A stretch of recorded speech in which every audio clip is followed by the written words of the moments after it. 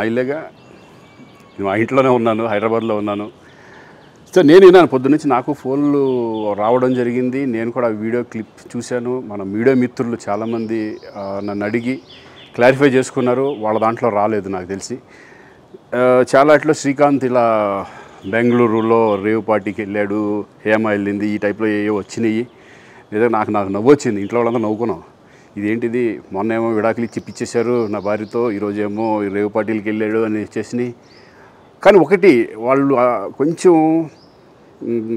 తొందరపడ్డంలో ఇది లేదనిపించింది. ఎందుకంటే వాడెవడో, అతను ఎవరో కానీ కొంచెం నాలాగా ఉన్నాడు. వాడు కొంచెం ఇలా కప్పుకొని, అది గెడ్డం ఉంది, బట్ ఇప్పుడు గెడ్డం నాకు లేదు అని, బట్ గెడ్డంతో నేను షాక్ అయ్యాను. ఇదేంటిది నాలాగా ఉన్నాడు ఏంటి అని నేనే షాక్ అయ్యాను.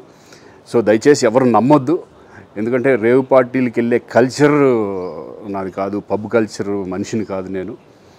ఒక్కోసారి బర్త్డే పార్టీలకి వెళ్తాము, ఒకవేళ తెలియకుండా ఏదైనా వెళ్ళినా ఒక హాఫ్ అన్ అవర్ నుండి వచ్చేస్తాను తప్పితే అటువంటి ఏమీ లేదు. రేవ్ పార్టీ ఎలా ఉంటుందో కూడా నాకు తెలియదు. సో దయచేసి ఎవ్వరూ ఈ విషయాన్ని నమ్మొద్దు. హ్యాపీగా నేను హైదరాబాద్లో ఉన్నాను, మా ఇంట్లోనే. ఇప్పుడు మా ఇంట్లో నుంచే నేను ఇది చేస్తున్నాను. సో దయచేసి మీడియా మిత్రులందరికీ కూడా నేను చెప్పేది ఏంటంటే, ఏ విషయం కరెక్ట్గా తెలుసుకోకుండా మీరు కూడా థంబ్నైల్స్ పెట్టేసేసి నా బొమ్మ వేసేసి రేవ్ పార్టీలో పట్టుబడ్డ శ్రీకాంత్ ఈ టైప్లో వేస్తున్నారు. కాబట్టి దయచేసి ఎవరు నమ్మొద్దు.